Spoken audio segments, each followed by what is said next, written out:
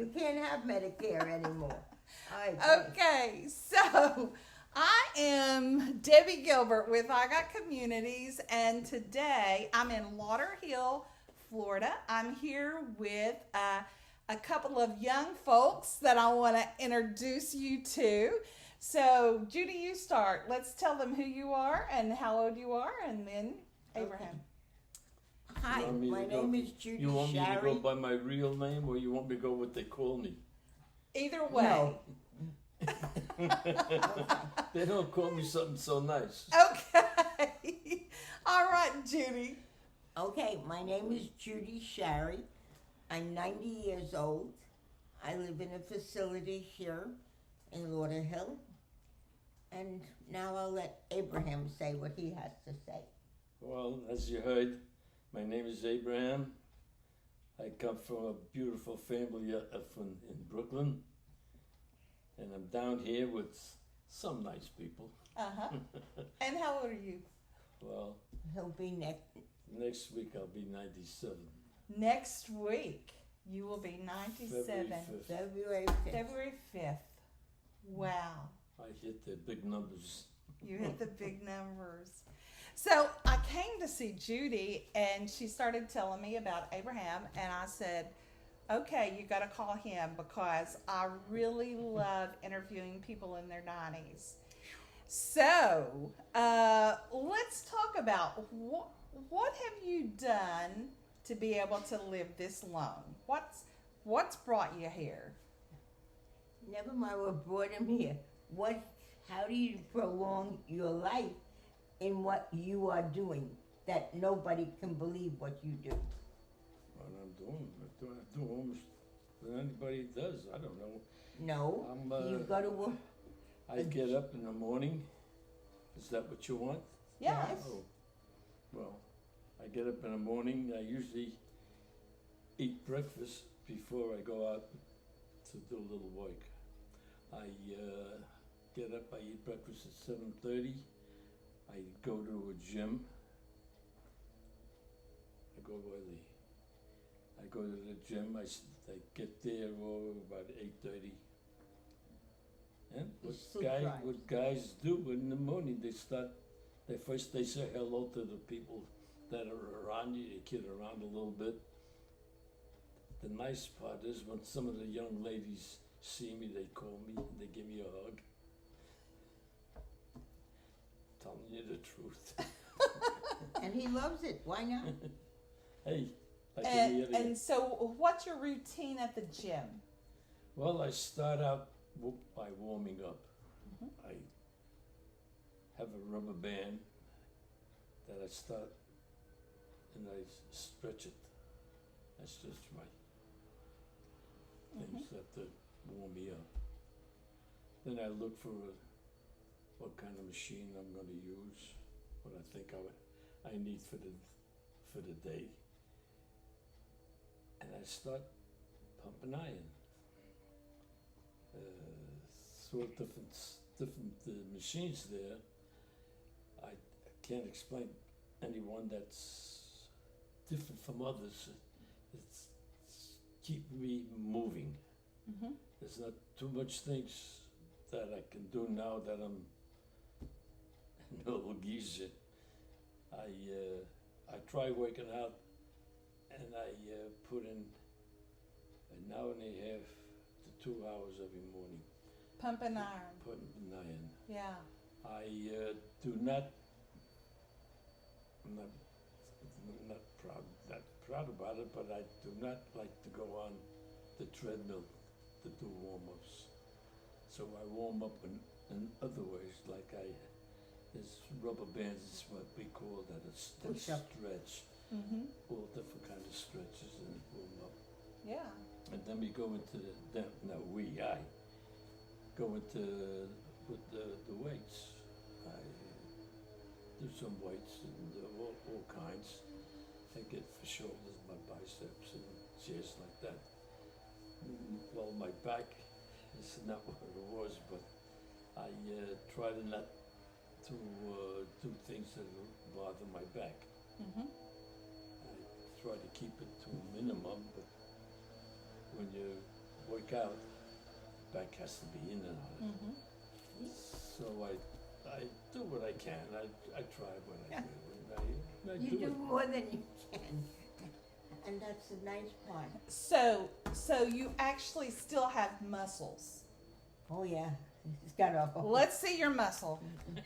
No muscles. he's got a Yeah. he's got a I want to see the muscles of a 97-year-old man. Do you have Do you arm have muscles? muscles? I got no muscles. Oh, yes. Hi. Hey. Everything is okay. Yes. All right. So he does. He does have muscles. You had trouble? Oh, we had she more. no. This is what they do here. Every 2 hours somebody comes To check on you. to check on you. To drive you nuts. So, how did you two meet? He came Well, I saw him with his whole family on a Sunday. There was a whole bunch of them. 3 daughters, the husbands, the grandchildren, the whole bit. And then he came very shortly after that, and he sat down. And I said, just talking to him, I said, I need a friend. Will you be my friend? He wanted to know what a friend would do. I tried to explain that if I have a condition, he has to walk from the North Tower to the South Tower, and no female on this floor or any floor will open their door at night to help. They're afraid, and I don't blame them. But I figured if he would do that, we would be friends. He said, I can do that. I said, then I can reciprocate when he needs help. So I don't mind walking at night. So that's how we met, and it's a few months now. And he dances as though he's a teenager. And it is unbelievable. Hops, skips, and jumps like he is 20 years old. And it's marvelous. It is marvelous. I wish I could get somebody else to dance with him, but I can't because they're afraid of him. They can't keep up with him. Nobody can.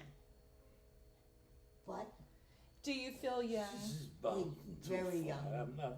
I'm just dancing like any ordinary guy. I'm not a no. no, I enjoy dancing. he I, loves I it. liked it ever since. I'm not a great dancer. I can dance a little. He dances Mhm. very well. But my biggest thing that I like is doing the Lindy. That's in our time for the 40s and 50s. Uh-huh. So I used to do the Lindy, and I still do it. I still like to jump around like a nut job. And it's true, but he's so good at it. And I wish I like could it. keep up. I happen to enjoy, so it doesn't bother me when I go on the floor to dance. Mm-hmm. I go, like I say, I'm not a great dancer, but I know a couple of steps that I do, and He's humble. yeah, and I enjoy it. I don't mind, and then I'll ask the girl, or the woman, whatever, if it's okay, if you don't mind, to let me be the leader. Because Yeah. the way they dance, they're the leader. Mm-hmm. But I'm not used to being the follower. Uh-huh. So I But- ask her something. But they still do the same thing. And I do the same thing. But I put on a little more force. I hold them back when they want me to spin one way, and when I want to spin them the other way. But what happened when pandemic? There was nothing here when I moved in. I brought dancing in. But now pandemic hit, and then women had to dance alone because there are no men that can do anything like he can do. And you can't get a man to get up. So in almost 4 years at this point, the women are dancing by themselves, so they're leading themselves. and that's a problem for him. But I more or less can follow him, but at this point, I'm tense because I don't want to fall. I can't afford to because I don't have any bones. They're all crushed. If I fall, that will be the end of me. So he knows that, and he tries to hold, but I'm still fearful. Yeah. So if I take my walker and follow him, I'm okay. I have support. And he has a good time. He can dance by himself all the time. He's very good at it. And he can hop, skip, and jump, which I can't do either. So, but we've had a nice relationship at this point. And he has come across from the south, from the north to the south, on a couple of occasions where I've been quite ill. And he has stayed here.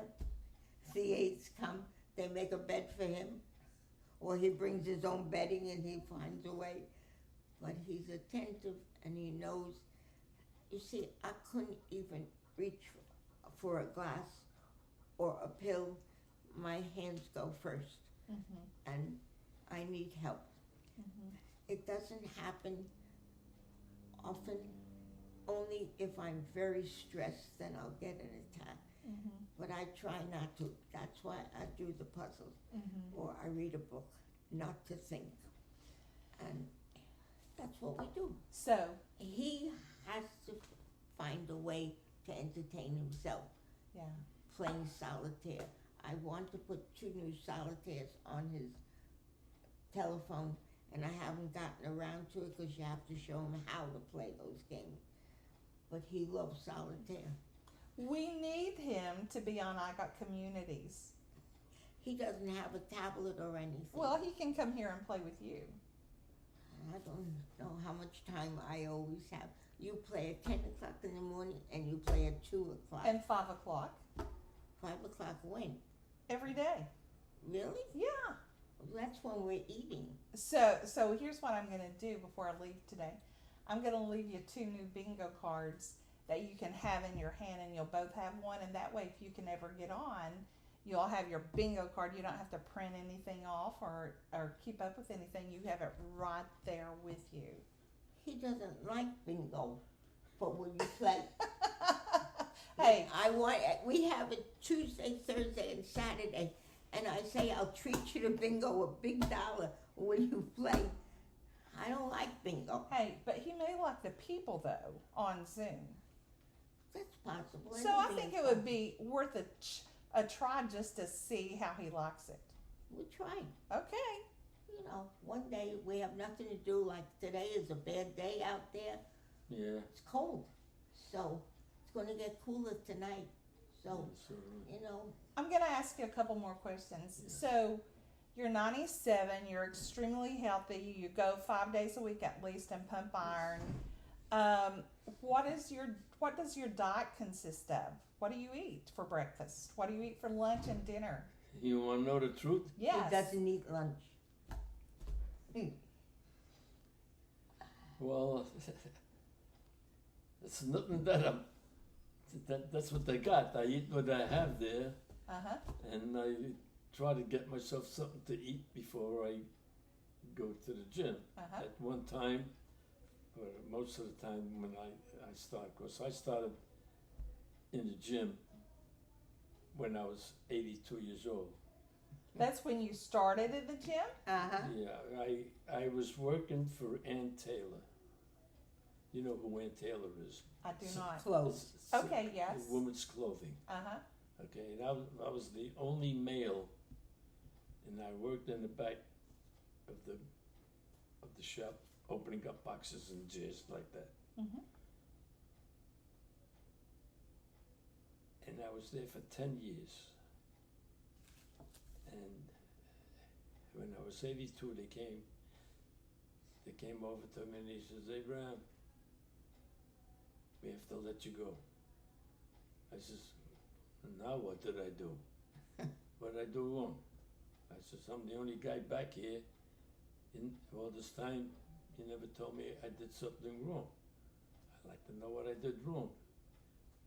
But you're 82 years old. I says, so what? What does that got to do? I'm not doing my job. She says, yeah, you're doing the job, but we aren't allowed, we can't put you, to leave you on the job. You're 82 years old. So in other words, you're firing me. Because I'm 82 years old, I can do 10 times what any person in there can do.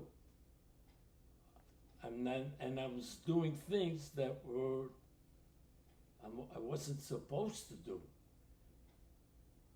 I was not supposed to change the bulbs and stuff like that. I climb up from them every morning. I was climbing to see that there's bulbs in the whole place in there, with a 12-foot ladder, and I'm changing bulbs, or I'm dusting down something. That I never fell. I never complained that you wanted me to do it. And you're firing me because I'm doing a good job. I happen to be boasting now. But it's the truth. I'm not going to give you a baloney story. You asked me, and I did it. So, she says, well, we're not allowed. All right, so I quit. Okay, I left. I couldn't find a job. I was 82 years old. I didn't know what to do with myself. It so happens that in the morning, 5 o'clock in the morning, I used to walk every morning before I did anything. And there, this gym, I see people going in. I walked in. I was greeted, would you like to join or something? I says, I'd like to, but what do I do? I've never been in a gym. I don't know what a gym was. I'll be honest with you. I knew I heard there's gyms when I was a kid, but I never went. I was athletic doing in the streets, what we did in the street when we were kids. As you saw in the theater, we had a stick, we played stickball. We had a football or whatever. So anyway, I says, I don't know nothing about a gym. She looks at me and says, what do you mean you don't know anything about a gym? I says, I've never been in a gym in my life. I don't know what a gym is. I know that they do exercise. I'm not that dumb, but I don't know what am I supposed to do? What am I supposed to lift up, or what am I? It so happened the manager was a woman. She said, well, you have to start very slowly. You don't rush into anything to what you're going to do because you can only hurt yourself. So I says, okay, it's instant. Says, how do you feel in picking up things? Well, I picked up boxes when I worked in, that they came in these big cases. I did it because I was the only guy there. I picked them up, put them on a bench, opened it up, took out the clothes, and I hung them up. Put them on the rollers and brought it out front so that people could see the merchandise. And I did that all by myself. There was nobody there. I was the only one in the back. So I opened the cases, I emptied the cases, I hung them up, and I did what I'm supposed to do up the front. So she says, oh, so just go back to the gym. She tells me that you're pretty good then, what you're doing. I says, hey, I had to be pretty good to be there for 10 years and not do my job. She says, good, so I stayed. And I started to like it. So to make the long story shorter, I go now most of the time 5 days a week. Sometimes, like tomorrow, I'll sneak in another day. My first 9 years, when I was there, I was in the gym at 4:45, 5 o'clock in the morning. I stayed there until 8 o'clock. Then I went to work. did my job, whatever other things I could do Yeah. in the gym. So that's about it. I work out in the gym. That's awesome. Do you do anything else? So you eat what they have here for Yeah. you to eat. You're not on any special diet. No. Do you eat sugar? Do you drink soda? Is there anything you don't do to be healthy? Do you drink a lot of water? Or is there? No, that's one thing. I just can't get myself to drink if I'm not thirsty. Uh-huh. When I'm thirsty, I drink. Uh-huh. And when They he's said you hungry, got- he eats. And when he's hungry, he eats. Yes. Yeah. And So when up until I moved in here, I always had a beer with my dinner, Uh-huh. not water. Yeah. and now he has 2 shots of whatever. His parents came from Turkey, and he learned to drink as a young. His family. Uh-huh. They even made the. So I have tea. You have tea? I have tea, and I put honey. I don't like sugar, Mm-hmm. so I put honey in it Uh-huh. to make it sweet. Yeah. Yeah. That's why I lick my finger. I want to get sweet. So you have a sense of humor. You laugh.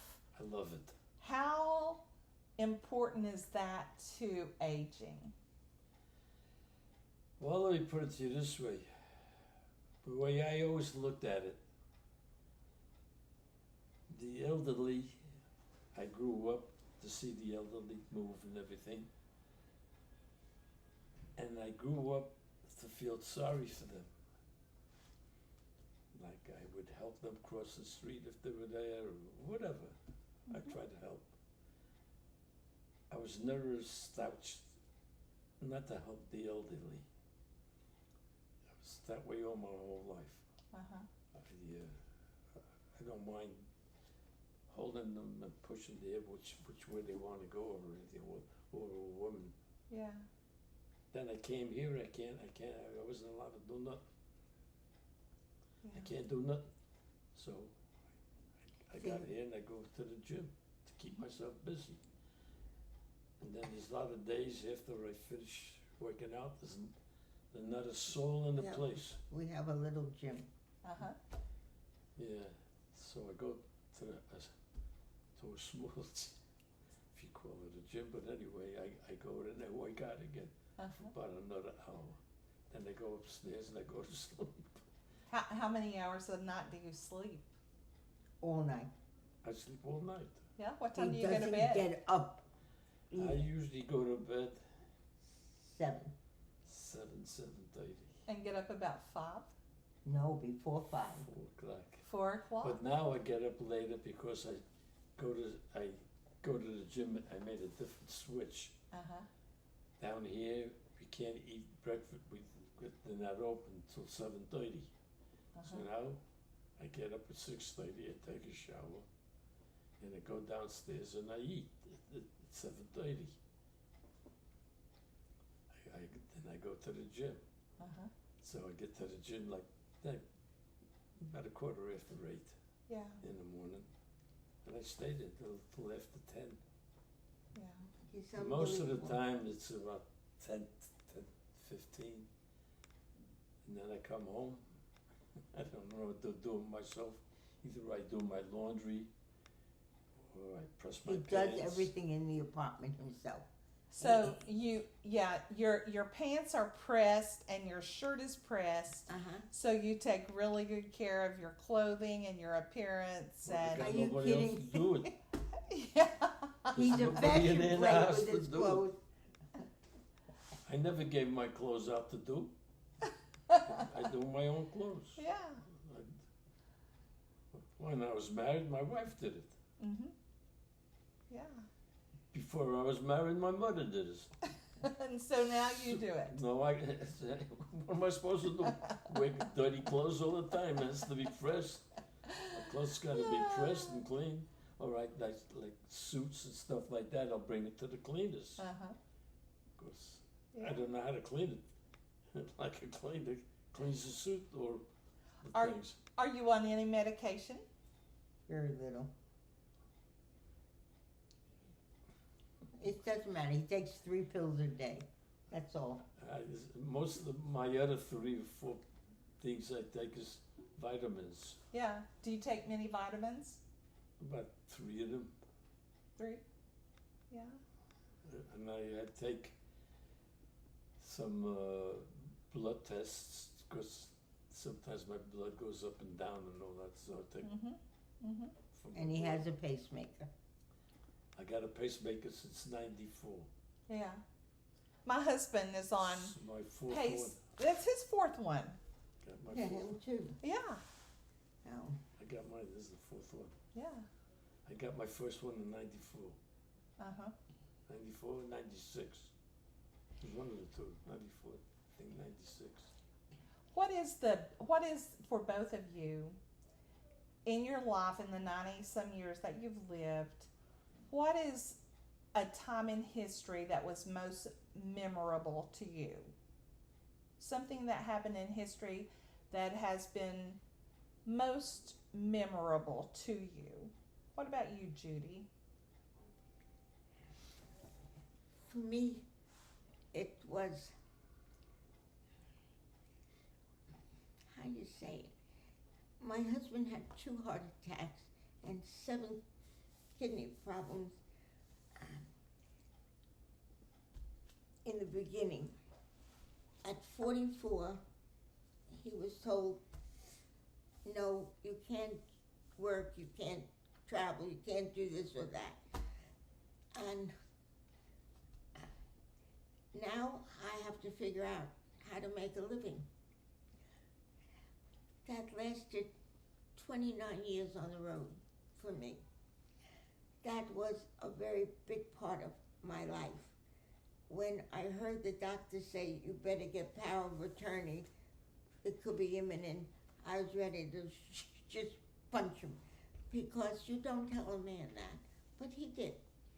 And then he left, and I thought, and that night I sat down and I said, how about you now work for me and you do what you wanted to do your whole life? Paint whatever you want to paint. He said, how are you going to sell it? I said, I don't know. I said, you figure out how you're going to paint it. I'll worry about the rest of it. That was it. And so I just want to say, these paintings that are all behind us are drawings and paintings that he did, and he was also featured in the Smithsonian by work that you did, I guess, to get his artwork there. I traveled all over. I never met curators, but in my travels, they met me when they saw the shows. He is in 39 museums throughout the world. He's in 7 Who's Who's. He's a brilliant man and a humble man. But my career started, I went to a local art show, and the paintings were really bad, except one lady attracted me, and I went over, and I talked to her. I said, can you make a living at this?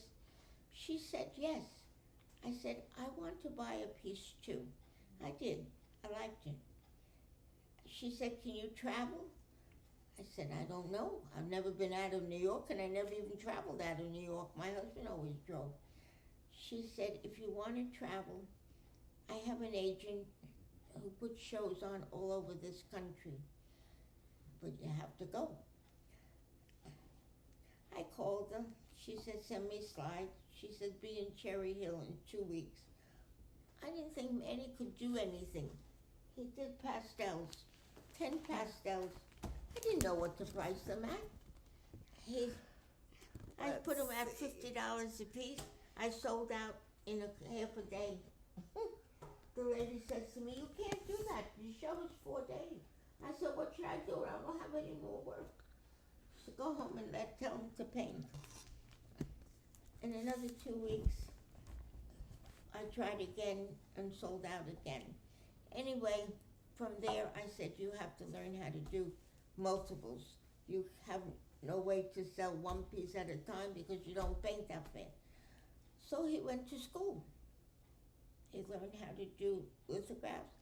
He worked 20 out of 24 hours between school and freelance work and this. It wasn't easy, but I figured out how to travel, and I couldn't read a map, still can't read a map, but I go by instinct. And at that time when you traveled with the truckers, with a CB in your car. And I was very lucky.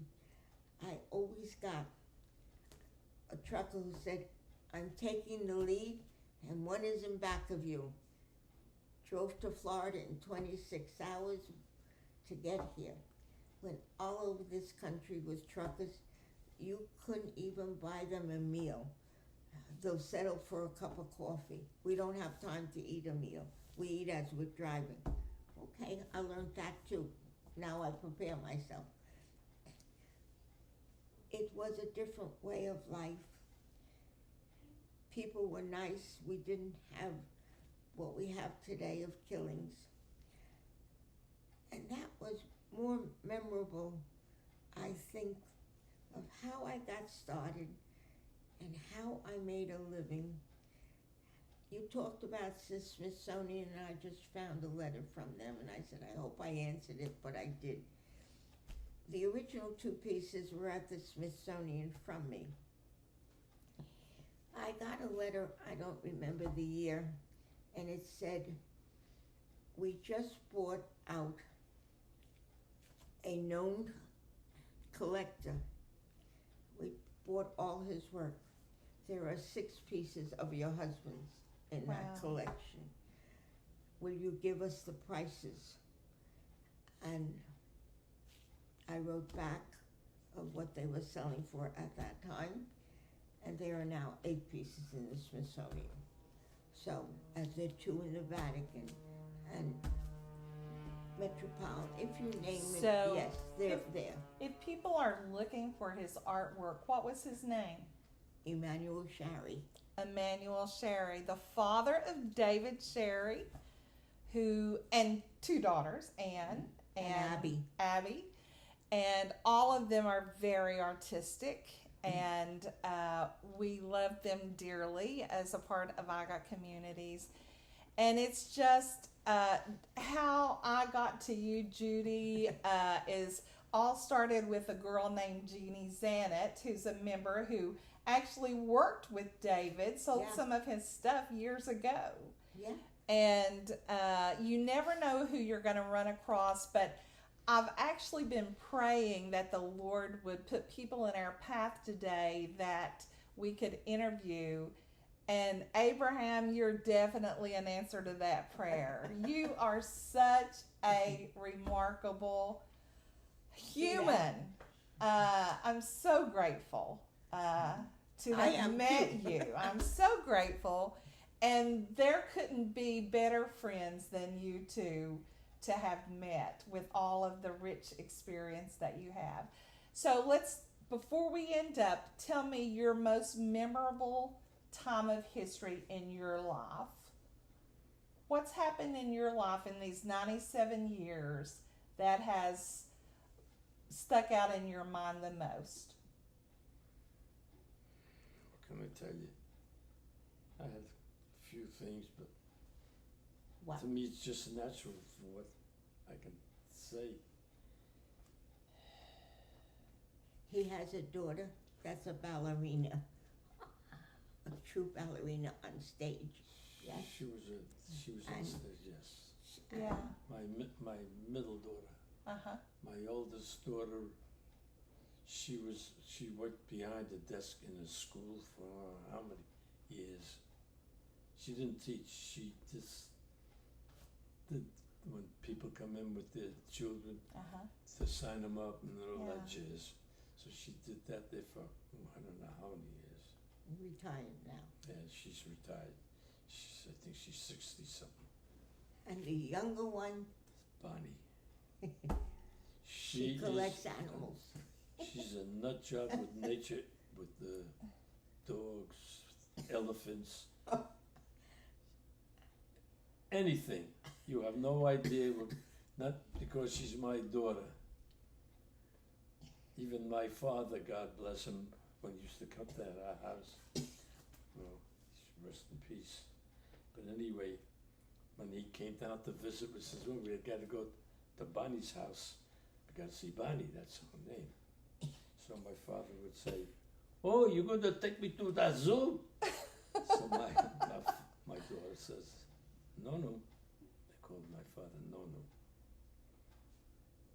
What do you mean? You're going to take me, I'm going to take you to the zoo.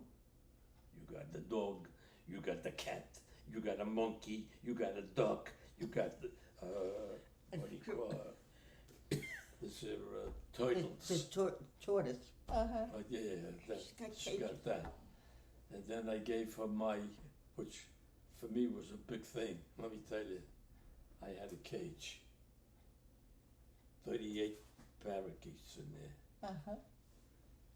And so she has that. I gave both to her. Now she still, this is, I'd say, a good 10 years ago. She still has Uh-huh. plus. Uh-huh. And I have a pond that I built a pond in front of my house. I bought fish that big. This is thickened bird. One of these big birds, it's about that big. He walks like An egret, probably. I'm not exaggerating. That's how this is the thing is. And he looks. He ate in 2 days. He ate all 38 of my thing. And you had to see these fish. I bought them that big. They had feathers and different kind of wings. Beautiful. A lot of times you see it and they show you want to see nice fish. Uh-huh. These beautiful. He ate every one of them. Oh my gracious. And I used to clean that 300-gallon tank, the tank that I built. I used to clean out the thing, maybe sometimes twice a week. Uh-huh. You know, all the gook that they put in the dirt that comes around.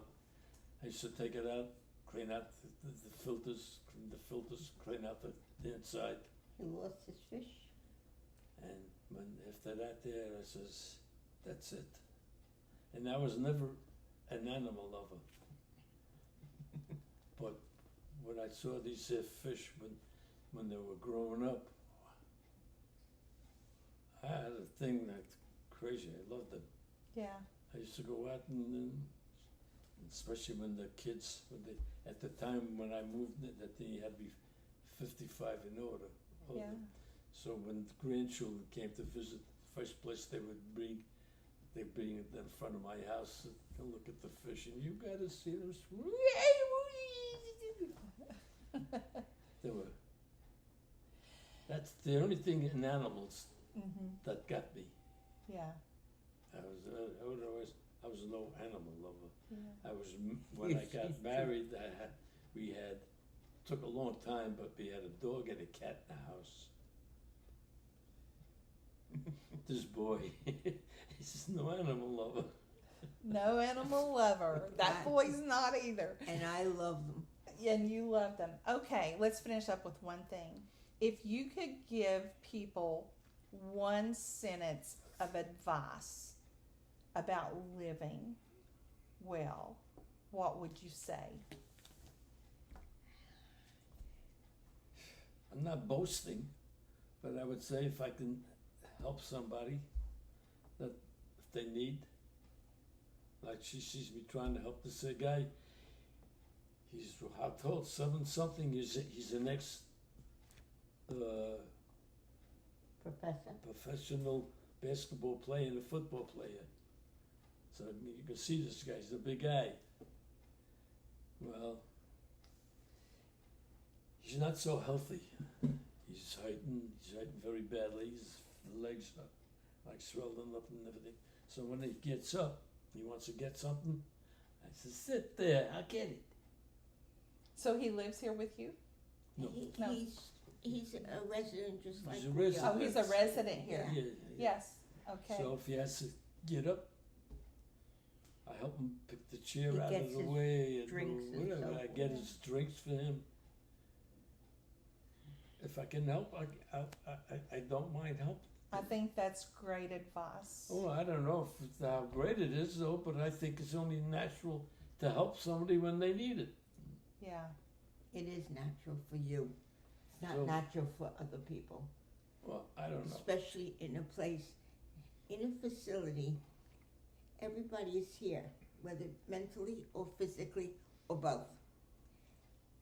Their troubles are paramount to themselves. They don't, they'll say, how are you? But basically, they're so wrapped up in their own problem, they don't have time for yours. I would say if you're young, go where your heart feels that you should go. Don't take a job that's not going to help you or be happy in. Find something in your life that you want to do and do it. Be happy. Life is short. We may be in our 90s, but I don't know where all these years went to when I have a 69-year-old daughter and a 67-year son and 63 for the next one. Where did those years go? But I know whatever I did right for a family. I'm proud of what I did, and I would like anybody to do what they can while they can.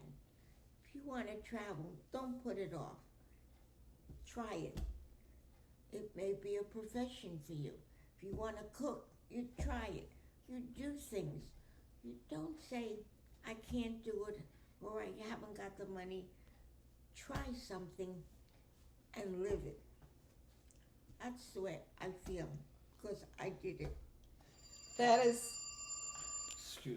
That is the bell, and I guess we're out of time. But listen, that is such amazing, amazing advice. And what I'm going to say as I end this conversation is just keep living until I see you again. Thank you.